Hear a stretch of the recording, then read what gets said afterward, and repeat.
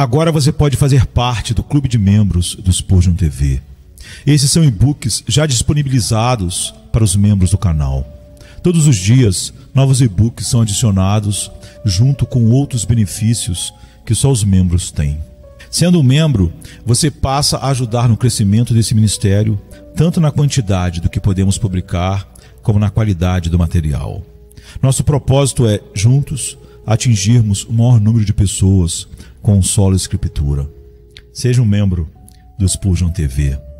Sermão 1072, pregado na manhã de domingo, 22 de setembro de 1872, por Charles Haddon Spurgeon, no Tabernáculo Metropolitano, Newington, Londres, Inglaterra. Vivifica-me pela tua palavra. Salmo 119, 37. Acho que você vai encontrar a oração por vivificação repetida 9 vezes neste salmo. A forma dela é diferente, mas é sempre o mesmo clamor veemente: dá-me vida, Senhor. Além disso, você ouvirá Davi 2 vezes reconhecer que Deus o vivificou, dizendo em uma ocasião: a tua palavra me vivificou. E em outro lugar: os teus preceitos me vivificaram. De modo que 11 vezes em um salmo, Davi volta suas contemplações para o assunto da vivificação. E isso nos mostra a importância muito grande que ele atribuiu a ela. Lembre-se bem de que este salmo é dedicado ao louvor da palavra de Deus.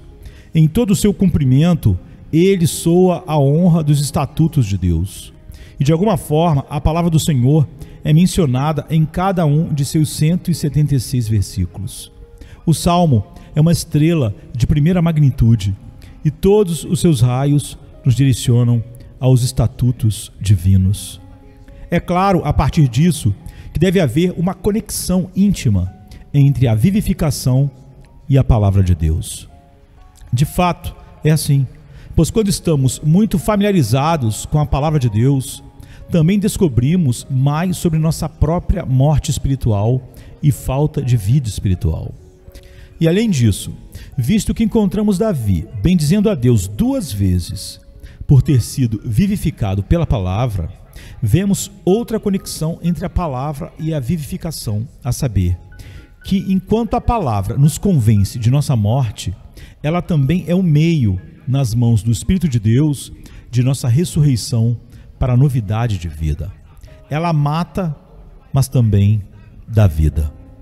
Ela vivifica e sustenta o que gera. Não só de pão viverá o homem, mas de toda palavra que procede da boca de Deus viverá o homem. Você lamenta a sua preguiça? Veja a luz da palavra de Deus. Você quer escapar de sua inércia? Seja animado pelo calor sagrado da verdade revelada. Para ambos os propósitos, para a convicção e edificação, as preciosas verdades que são apresentadas na Escritura pelo Espírito Santo serão extremamente eficazes. Eu pretendo, nesta manhã, ao lidar com a breve oração de nosso texto, observar, em primeiro lugar, que ela lida com a necessidade frequente do crente. E, em segundo lugar, ela o direciona ao único agente de sua vivificação. E, em terceiro lugar, ela descreve a verdadeira esfera de vigor espiritual renovado. E, em quarto lugar, ela denota que pode haver razões e épocas especiais em que devemos clamar: dá-me vida, vivifica-me. A oração diante de nós, dá-me vida pela tua palavra, lida com a necessidade frequente do crente.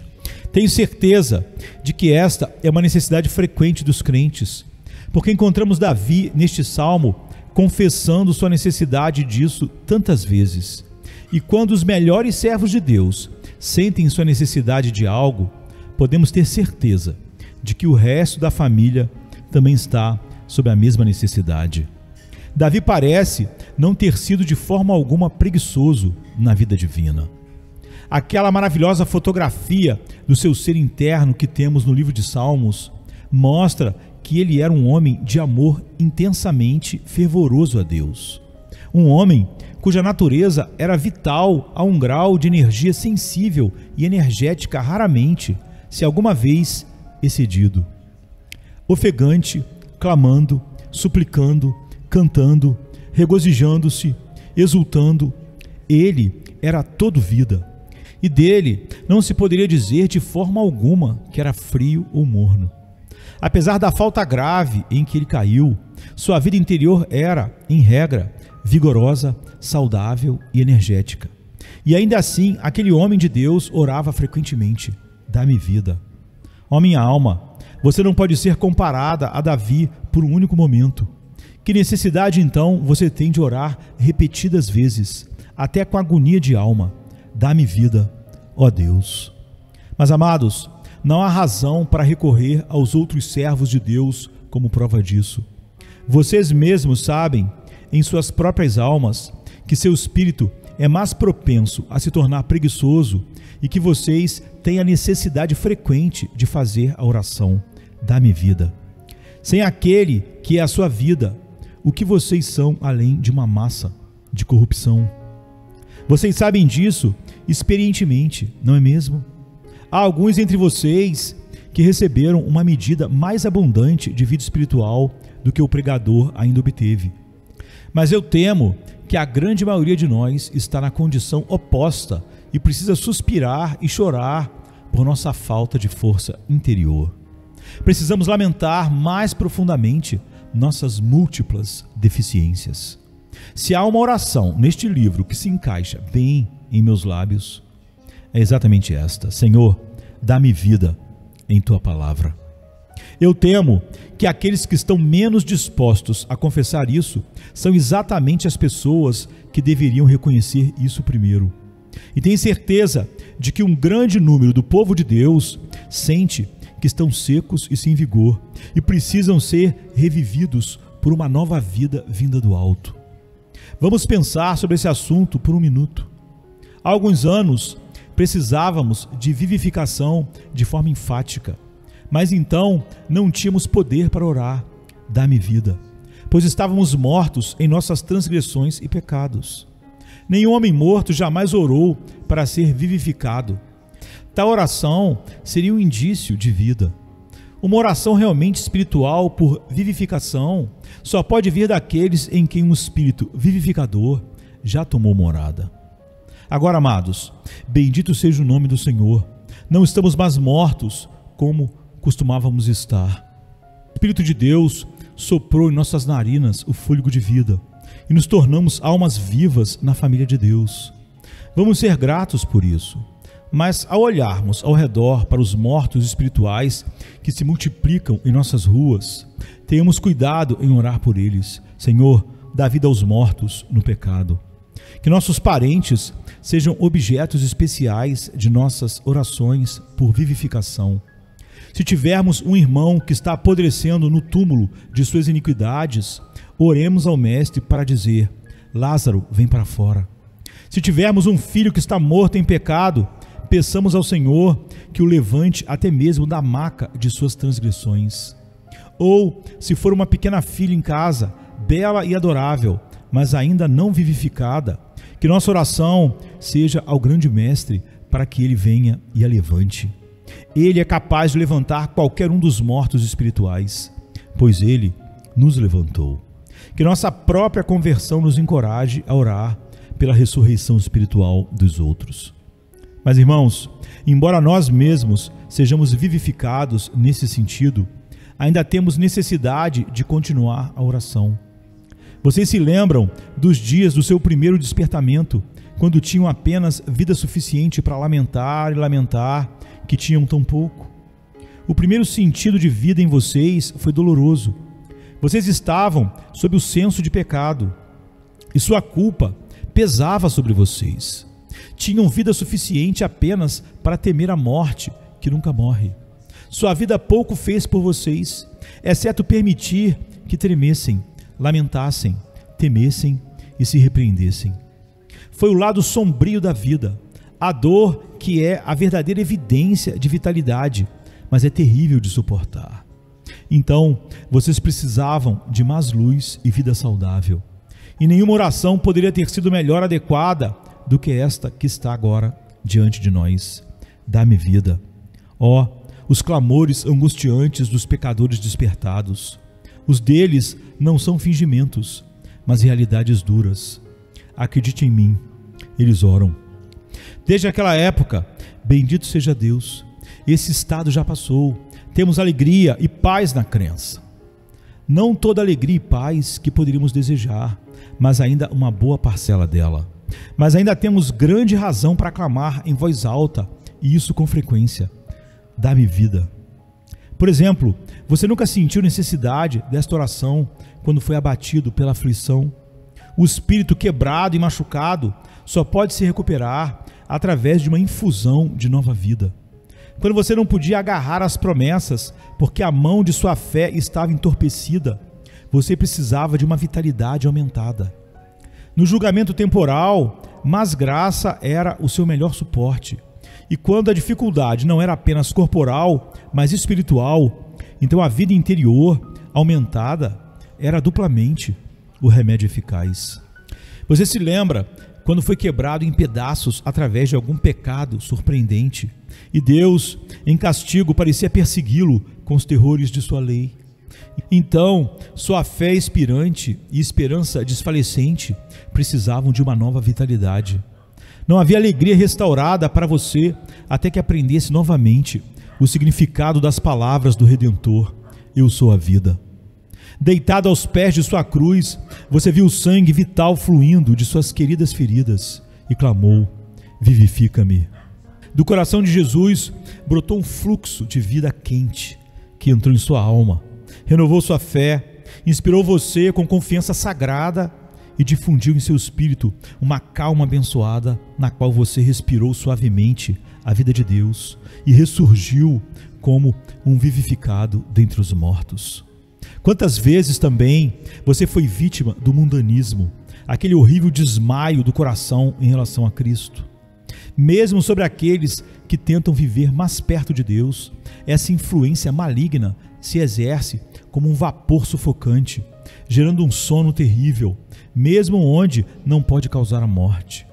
Homens, segundo o coração de Deus, clamaram: a minha alma está apegada ao pó, vivifica-me segundo a tua palavra. Você amou algo terreno, talvez alguma criança que se apegou ao trono do seu coração enquanto era acariciada no seu colo. Amores lícitos se tornaram ilicitamente absorventes e têm comido a porção do Senhor. O filho de Davi foi deslocado por um usurpador, ou pelo menos outro trono foi levantado em seu palácio. Você não ficou horrorizado com sua própria idolatria e decidiu acabar com ela, custe o que custar. Você procurou pelo machado que deveria remover a mão direita do pecado, o martelo que deveria derrubar a imagem do usurpador, mas seu coração falhou. A fascinação do pecado o enfeitiçou. Ao seu redor, as serpentinas do inimigo se enrolaram e você não pôde arrancá-las, pois um veneno gelou o seu sangue e entorpeceu seu cérebro e coração. Ah, então você viu a beleza da oração: vivifica-me. E foi bom para você que, fraco como você pronunciou, ela foi respondida do trono da misericórdia. O que poderia ter ajudado se você tivesse sido deixado como vítima das drogas mortais e dos tóxicos mortais do pecado?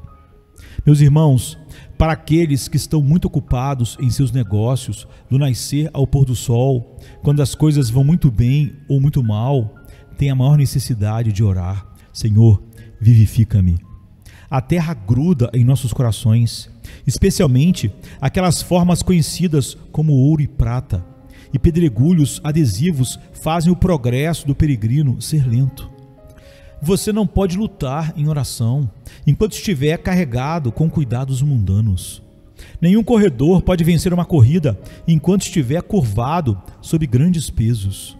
É impossível se comunicar com Deus e ainda assim fixar o coração na busca pelo dinheiro. Enquanto os negócios são o que são e as engrenagens do comércio giram a uma taxa tão aterrorizante, os homens precisam ser vigorosos na graça, ou suas almas serão reduzidas a pó em meio às suas próprias máquinas. Ó homens muito ocupados, vocês precisam clamar ao Senhor todos os dias. Vivifica-me, meu Deus, para que eu não seja vencido pelas influências mortais do mundo. Embora eu me misture pouco com os negócios ou a política da hora, sinto uma influência sonolenta se espalhar por mim a partir da fumaça dessas tendas de Quedar em que habito, como a Quibúnia menciona em sua descrição do terreno encantado, onde o próprio ar faz os homens dormirem.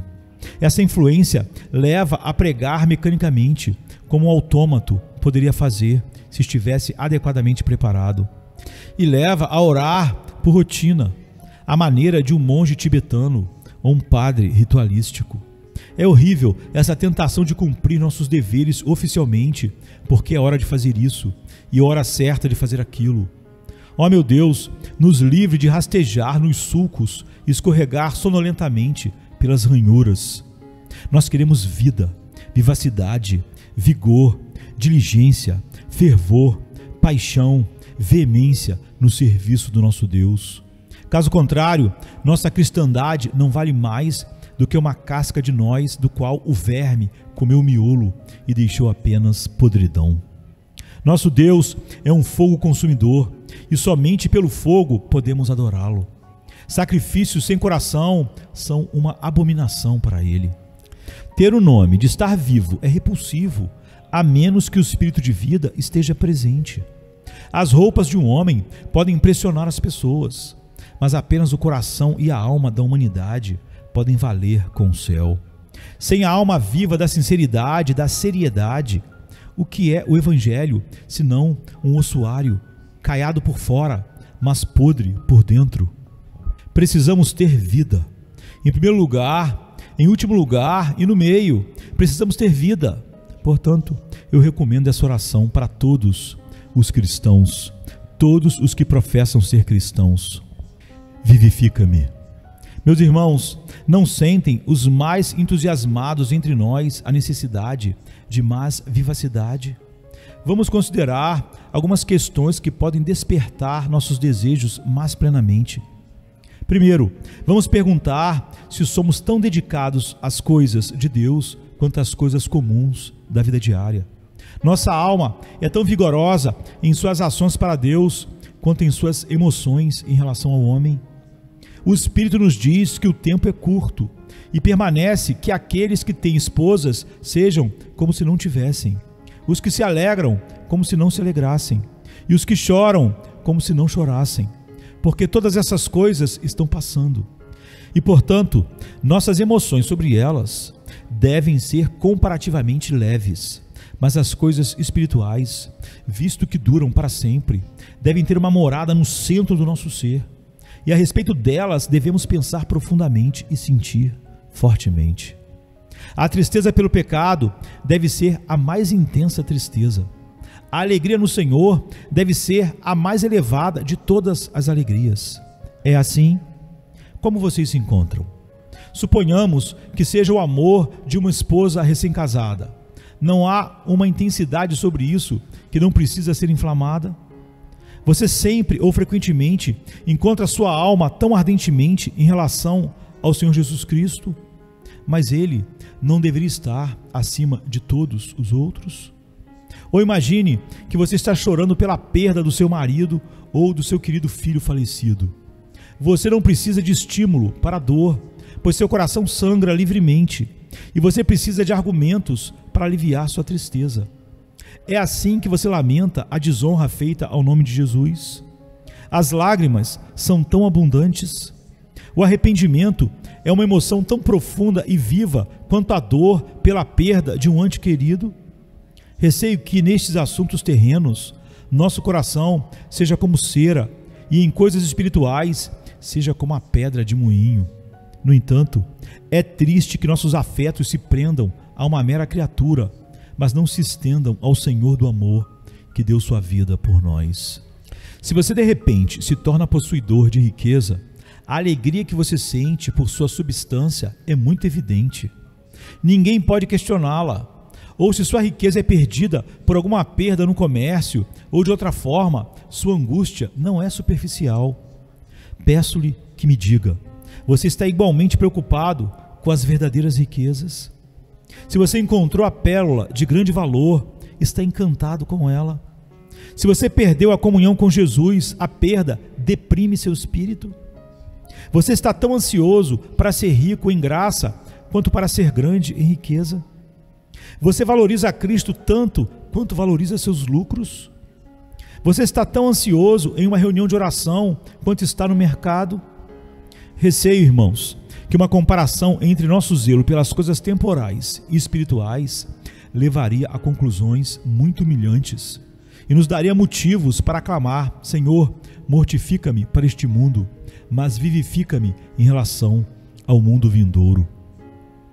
A mesma verdade ficará clara se pensarmos na seriedade dos homens do mundo em suas carreiras e buscas. Como os homens se esgotam na busca dos objetos seculares em que seus corações estão focados. A que sacrifícios se expõem. Os seguidores da ciência envergonham completamente os seguidores do Evangelho. Eles penetraram nos pântanos mais densos, desafiando a febre e a morte.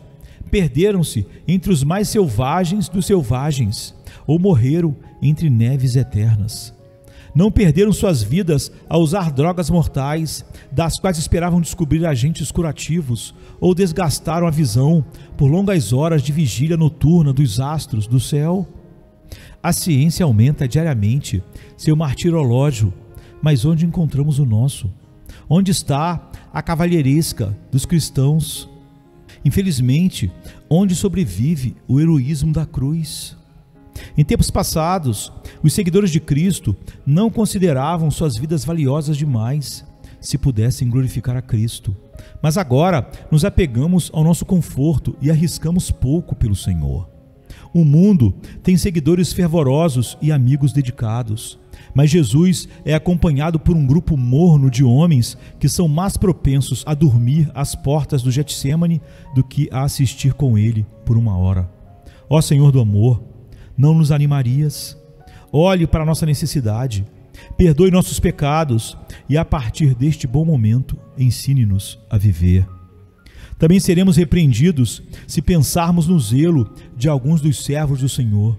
Suas vidas devem nos fazer sentir o quão pouco temos de vida. Coloque-se, amado irmão, ao lado de Paulo por alguns minutos. Pense em seu zelo inextinguível. Lembre-se de sua exposição voluntária a milhares de riscos, seus sofrimentos e seus trabalhos para a propagação do Evangelho do seu Mestre. Onde estamos e o que somos? Infelizmente, coramos e nos tornamos nada na presença de um homem como esse.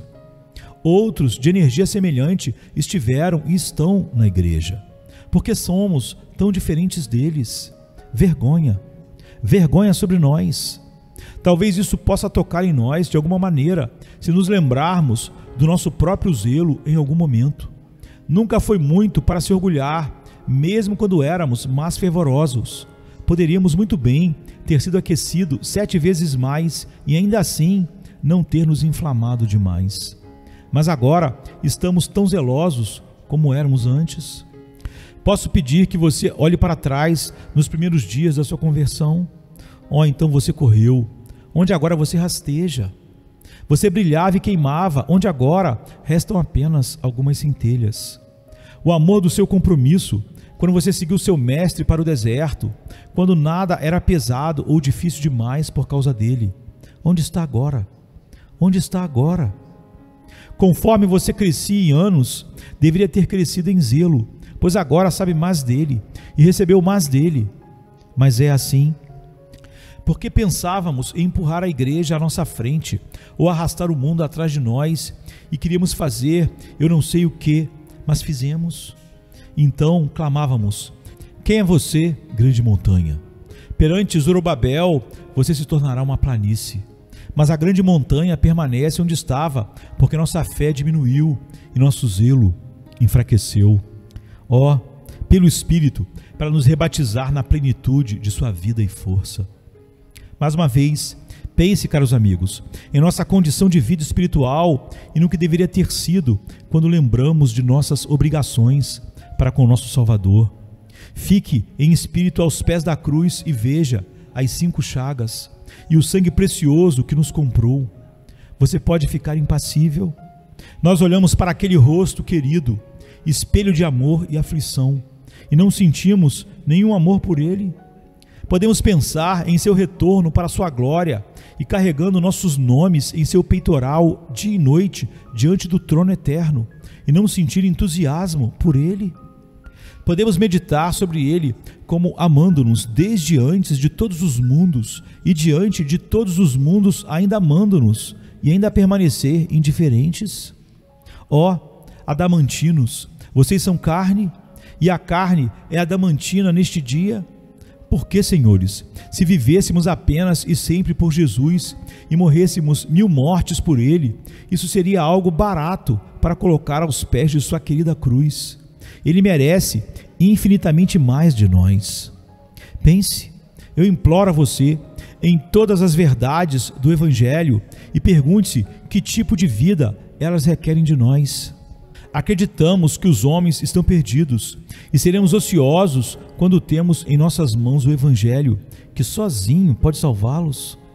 Sabemos que os homens estão passando por uma condição na qual permanecerão para sempre, eternamente abençoados ou eternamente amaldiçoados por Deus. E somente a verdade que temos para lhes contar pode livrá-los da miséria sem fim. E podemos nos omitir em compartilhar a palavra salvadora? Não me surpreende que aqueles que acreditam no contrário disso devam encarar as coisas com frieza. Mas me espanta que nós mesmos sejamos tão insanos de coração que não sejamos movidos a uma seriedade apaixonada por nós mesmos e pelos nossos semelhantes. O fanatismo em si é, sob alguns aspectos, nada além de razão fria diante de verdades como essas.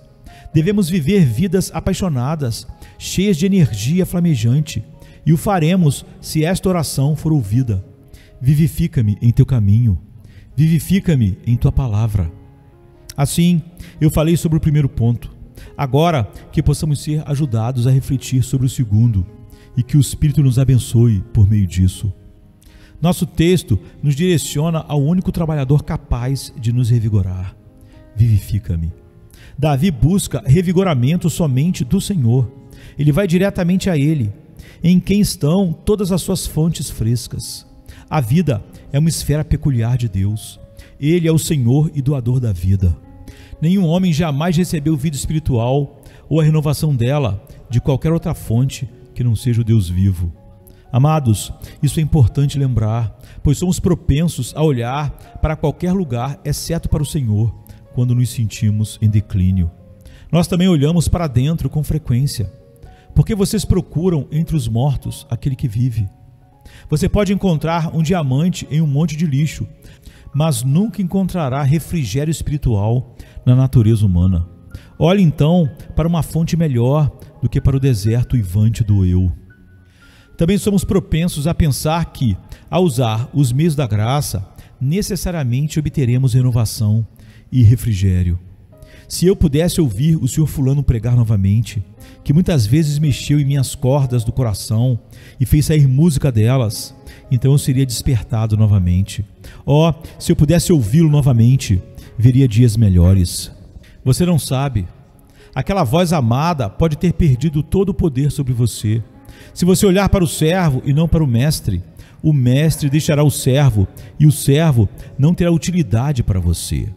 Cave os poços por todos os meios, passe pelo vale de Baca e faça dele um poço, mas a água refrescante da vida não vem do fundo do poço, ela cai de cima. A chuva também enche os reservatórios. Somente Deus do céu pode fazer com que a instrumentalidade seja de serviço vital para nós. Nem mesmo os doces socorros da mesa da comunhão podem trazer vida vigorosa de volta ao cristão sem a unção do Espírito Santo. Não descanse no exterior, pois ele não pode tocar o interior. Acima de tudo, nunca recorra à lei para ser renovado. Não comece a se censurar dizendo: deveria ter feito isso e vou perder o amor de Deus se não fizer, e assim por diante. Isso é tudo legalismo. O Filho de Deus, quando ouve o rugido do trovão do Sinai, afunda em uma morte ainda mais profunda. Não pode ser despertado para a vida. Escravos podem ser movidos pelo terror, mas não o Filho verdadeiro de Deus. Um motivo mais nobre governa seu coração. Portanto, não busque recompensas e punições para a sua vida. Você nunca encontrará aí. O ministério da lei é o ministério da morte, não da vida. Devemos nos voltar para o Espírito de Deus, que é o dom do Evangelho, não da lei. Lembre-se, amados, que Jesus Cristo veio para que possamos ter vida e tê-la em abundância. Agora, se alguma alma pobre obteve vida olhando apenas para Jesus, está claro que se ela quiser mais vida, deve obtê-la da mesma maneira. Dizem que para um homem doente, o ar nativo é o melhor. Mas ar nativo era o Calvário, e o seu não era, querido irmão. Vamos juntos buscar o lugar manchado de sangue. Vá e respire novamente a atmosfera do amor expiatório. Volte novamente ao pé da cruz e encontrará renovação eficaz. O Espírito Santo é o grande agente pelo qual a vida de Jesus é infundida em nossa natureza. O Espírito Santo, neste momento, pode vir sobre o coração mais frio neste lugar e fazê-lo arder com ardor mais do que angelical. Você está como uma moita neste momento, seco e escuro, mas Deus só precisa colocar uma centelha de sua vida em você e você será como a moita em Horebe, que flamejou como o sol. Querida irmã, você caiu muito baixo. Vá a Deus, pois Ele pode levantá-la quando ninguém mais puder. Meu ministério não pode te revigorar, mas o Senhor pode. Ele só precisa enviar a vida divina. E mesmo os mais apáticos, preguiçosos, estéreis e mortos entre nós se tornariam fervorosos como os apóstolos, e a vida divina nos faria brilhar como os serafins resplandecentes que cercam o trono ardente.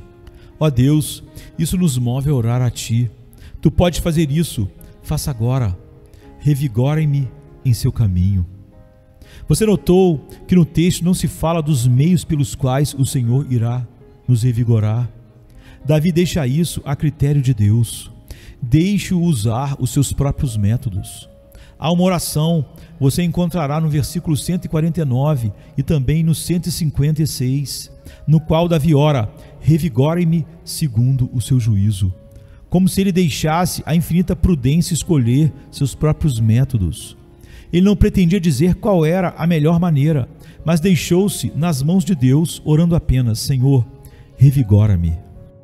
Vamos considerar os vários métodos pelos quais o Senhor pode revigorar o seu povo.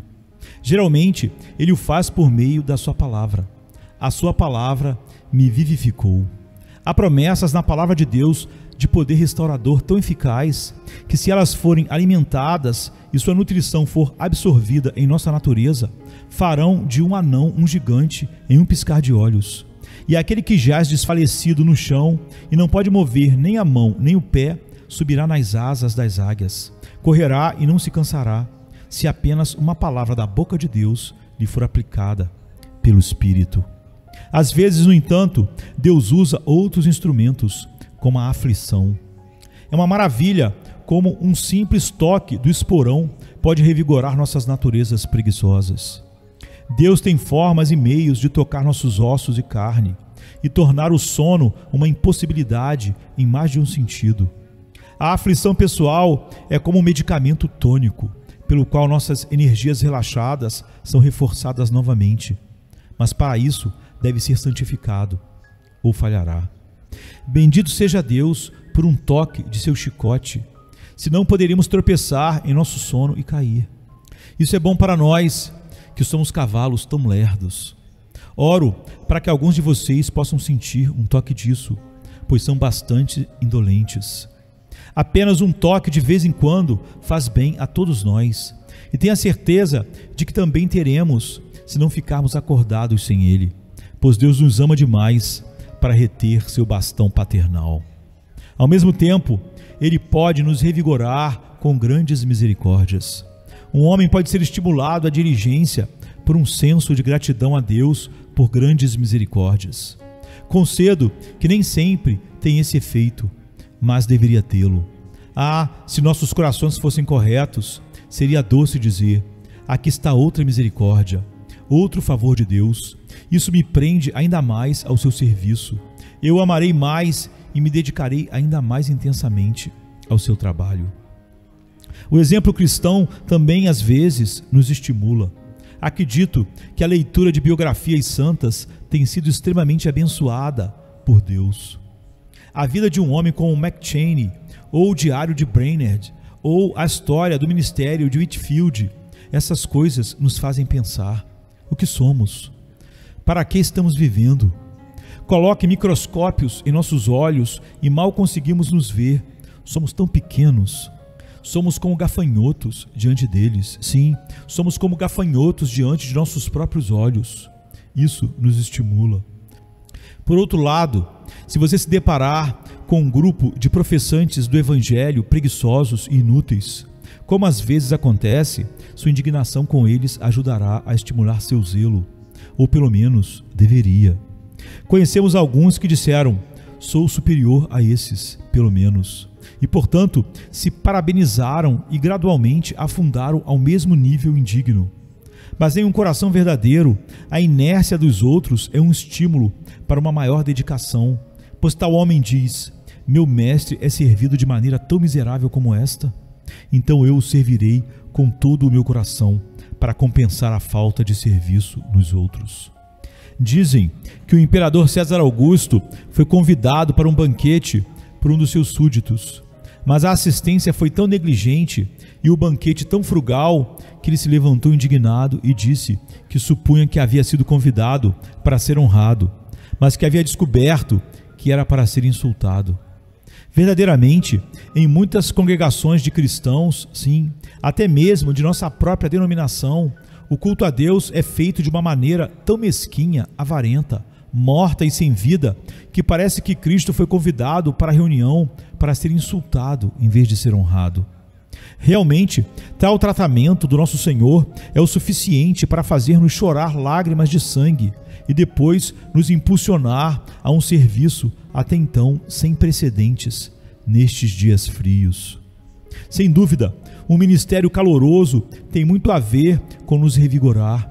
E se tivermos a escolha de ministérios em algum lugar, devemos escolher não aquele que agrada mais aos ouvidos, mas aquele que mais anima o coração. Se houver 2 ministérios disponíveis, um altamente retórico e extremamente agradável ao intelecto, mas o outro, embora carente desses pontos, ainda assim apela à nossa consciência, desperta nosso coração, nos alimenta com alimento espiritual e incita a graus mais elevados de santidade, escolha este, pois é um ministério que Deus aprova. Sob a bênção de Deus, cada uma das nossas virtudes pode se tornar um meio de nos animar. Por exemplo, a nossa fé, ao crer nas grandes coisas de Deus, certamente nos desperta. A nossa esperança, ao olhar para a recompensa gloriosa, nos faz trabalhar onde, de outra forma, teríamos desanimado. E o amor, que é a liderança da equipe, nos leva a servir a Cristo com toda a força. O verdadeiro amor a Jesus, se vier com grande veemência, vai despertar toda a natureza espiritual, e então a oração será respondida: vivifica-me. Assim, irmãos, vocês veem que Deus tem meios gentis e rudes de nos vivificar.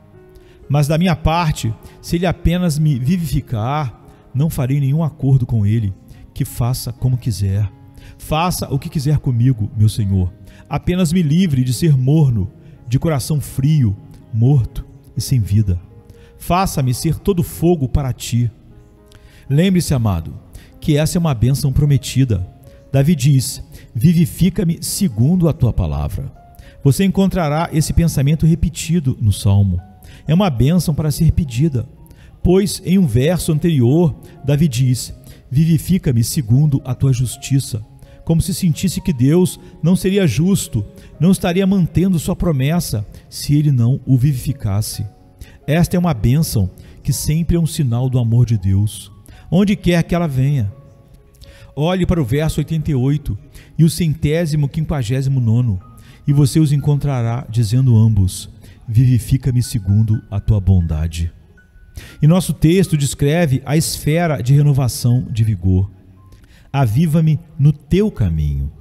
Eu não tenho negócios para pedir a Deus que me avive no meu caminho, nos meus propósitos, ambições ministeriais ou nos negócios da vida. Nem tenho o direito de pedir a Ele para me avivar meramente, para que eu possa desfrutar de mim mesmo espiritualmente ou em qualquer outro interesse da vida, ou ser considerado um cristão muito eminente, ou ser capaz de sentar e contemplar minhas próprias belezas e perfeições com autocomplacência. Alguém uma vez disse a um homem cristão: qual é a sua fé? Ele respondeu: não tenho nada para me gabar. Se você vir um sujeito que não tem um centavo para se bendizer, se exaltar, se ele tiver um anel de diamante falso, observe como ele é cuidadoso para mostrá-lo. Veja como ele sempre estende o dedo para deixá-lo ver. Mas aquele que é rico em relação a Deus nunca pensa em exibir suas bugigangas dessa maneira. Aquele que tem apenas um nome para ser religioso, com certeza o anuncia. Mas aquele que é rico em relação a Deus é o próprio homem que se considera pobre e clama: Senhor, aviva-me. Agora, qual é o caminho em que precisamos ser avivados? Primeiro, é no caminho do dever na vida comum. Sou um pai, aviva-me para educar meus filhos corretamente. Sou uma dona de casa, Senhor, aviva-me para que meus deveres em casa sejam realizados como em teu temor. Sou um servo ou mestre, Senhor, aviva-me. Tenho minhas tentações em meu chamado diário, aviva-me para resistir a elas. E também tenho minhas oportunidades diárias de servi-lo, aviva-me para aproveitá-las. Significa, em seguida, vivifica-me em atividades sagradas. Sou um pregador, Senhor, ajuda-me a pregar com todas as minhas forças e com toda a tua força também. Sou professor em uma escola, Senhor, concede-me não dormir sobre meus alunos, mas ganhar suas almas, sendo abençoado por ti com a seriedade que influencia as mentes jovens. Tenho outro trabalho para fazer, sou diácono ou ancião da igreja, que eu seja tão ardente na piedade, que meus companheiros de ministério possam ser excitados pela minha dedicação. Todos vocês têm algum trabalho a fazer para Cristo? Espero que sim. Se você não tiver, volte para casa e comece. Mas se você estiver fazendo sua parte, sei que sua oração deve ser: vivifica-me em teu caminho. Davi não quis dizer novamente: vivifica-me no caminho do sofrimento paciente, pois não devo esquecer que há alguns cujo serviço a Cristo é mais honroso do que o serviço do trabalhador, mas que são muito propensos a pensar que Cristo os considera inúteis. Ó querido irmão e irmã, você é chamado a sofrer dor corporal. Seu trabalho é produzir o fruto inexprimivelmente doce da paciência. Vai e ore, vivifica-me em teu caminho. Você conhece a história da pobre Beth, que disse que o Senhor a havia chamado para fazer isso e aquilo enquanto estava bem. Mas agora o Senhor disse: Beth, vá e deite-se naquela cama e tosse. E ela disse: farei isso por amor a Ele. Que você se alegre na vontade do Senhor, mesmo que isso faça definhar, tossir e morrer. Nem mesmo a canção dos anjos é mais doce para os ouvidos de Deus do que a resignação e paciência encontradas nos corações dos filhos e filhas da aflição. Mas você precisará de muita graça para isso, minha irmã. Você precisará de uma forte vida interior para isso, meu irmão. Portanto, ore, vivifica-me em teu caminho. E o mesmo é verdadeiro no caminho de adoração sagrada. Queremos ser avivados ali, avivados na oração privada, avivados na oração pública, avivados em nossa devoção familiar, avivados em nossa leitura das Escrituras, avivados em nossas contemplações do amor divino, avivados em todas as formas de adoração. Precisamos ser avivados em nosso crescimento em graça, em humildade, em paciência, em esperança, em fé, em amor, em todo o dom bom. Especialmente, precisamos ser avivados em comunhão com nosso Deus. Então vamos orar a oração: aviva-me segundo a tua palavra.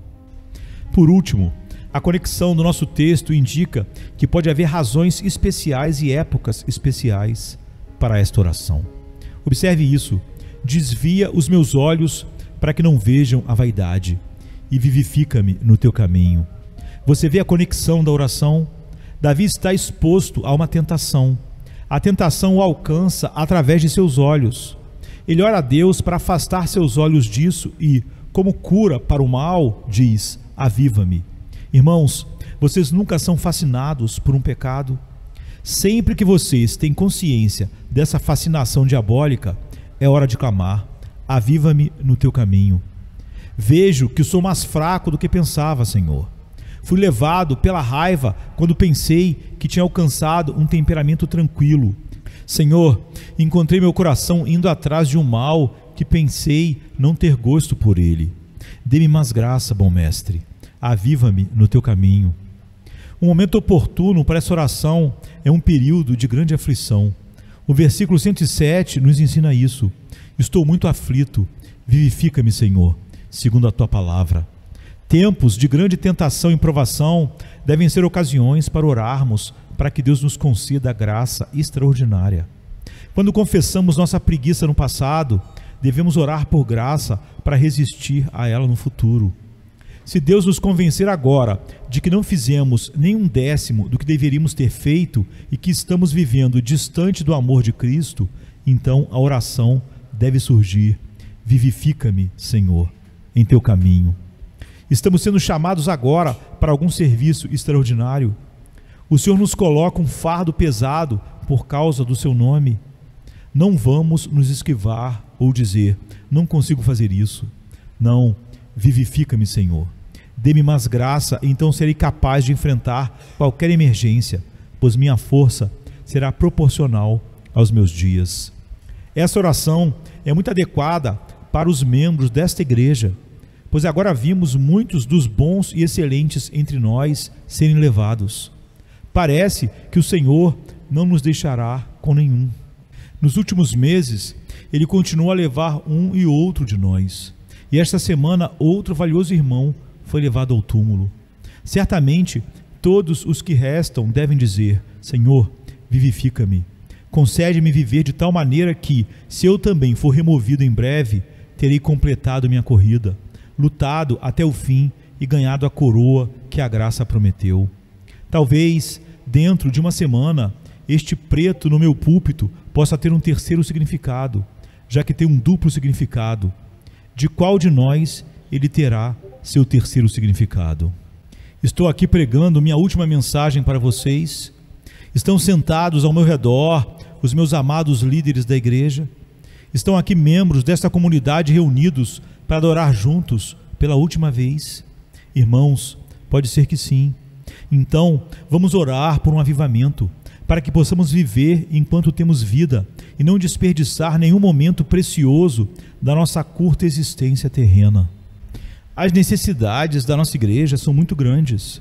Se eu estivesse em um campo de colheita e visse que a safra precisava ser colhida e que um trabalhador estava trabalhando até desmaiar várias vezes, e se eu visse que ele estava em grande fraqueza, mas ainda assim segurando a foice, impulsionado por um espírito valente que o mantinha em seu trabalho, acho que eu oraria: Senhor, ajude-me a colher também, para que eu possa entrar nessa massa de trigo em pé e colher também, pois vejo o seu servo cansado com o serviço. Meus companheiros de trabalho, comprados com o mesmo sangue, a colheita é abundante, mas os trabalhadores são poucos. Eu vos suplico, pelo sangue e feridas daquele que vos comprou, que nenhum de vós se afaste, mas levantem-se e sirvam a Deus de coração e alma e força. Em breve teremos que prestar contas por todas essas coisas. Dentro de algumas semanas ou meses, estaremos diante do tribunal do nosso Senhor, cujos olhos de fogo nos examinarão minuciosamente. Então seremos chamados a prestar contas por esses ímpios que estão conosco neste dia. Podemos responder por suas almas. Somos uma grande igreja em uma grande cidade e multidões estão morrendo sem conhecer a Cristo. Se não lhes dermos toda a ajuda e instrução que pudermos, como responderemos por isso? Se eu estiver aqui neste púlpito pregando para multidões e não agitar minha alma e pregar com fervor, como responderei por isso? Quando o sangue estiver em minhas vestes no dia do juízo, o vermelho das almas condenadas pela minha indolência, como responderei por isso? Grande Deus, que isso nunca aconteça. Mas pode ser assim com você, assim como comigo. cada um de acordo com sua responsabilidade e posição. Eu te imploro novamente, por todo nome que possa tocar seus corações e despertar suas consciências, ore a Deus para que Ele o vivifique com um ardor de amor e uma diligência intensa em serviço ao seu nome precioso e amado.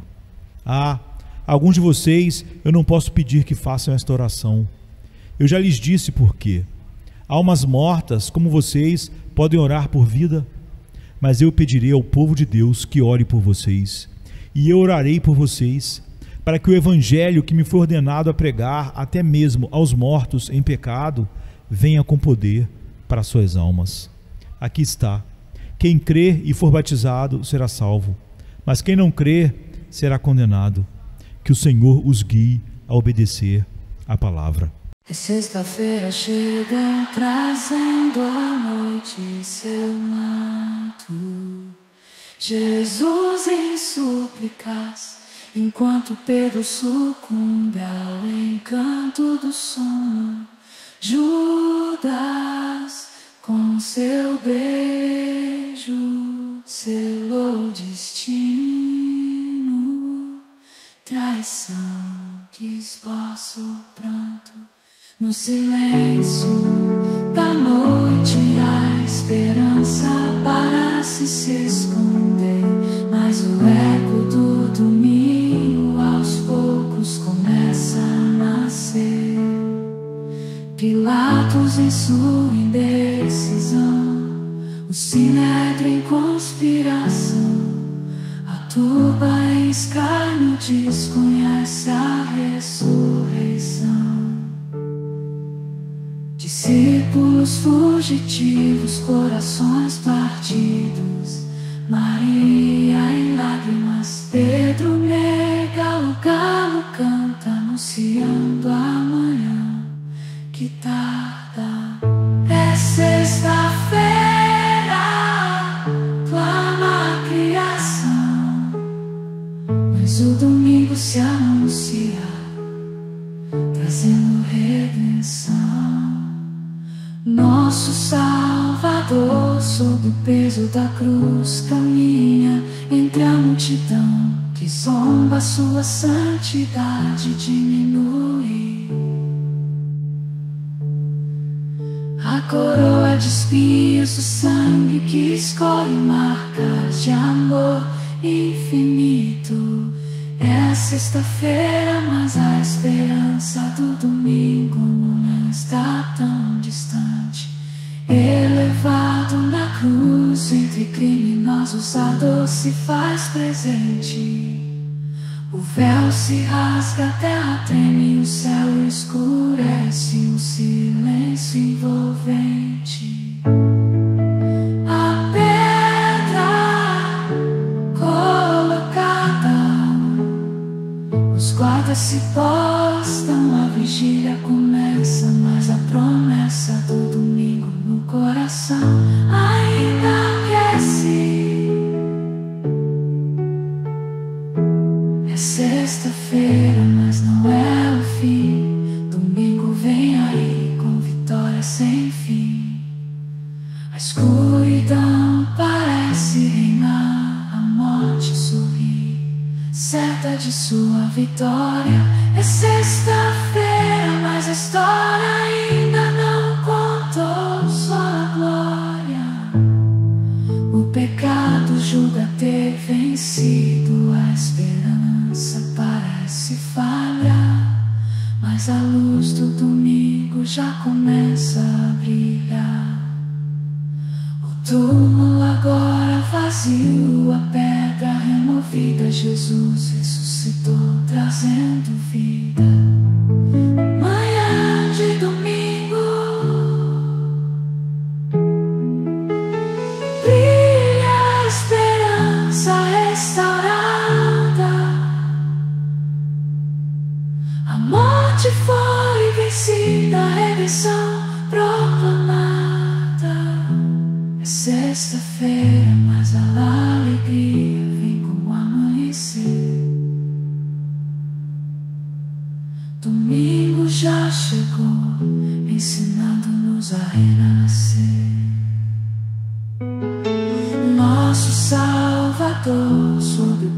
da cruz. Caminha entre a multidão que zomba, sua santidade diminui. A coroa de espinhos, o sangue que escorre, marcas de amor infinito. É sexta-feira, mas a esperança do domingo.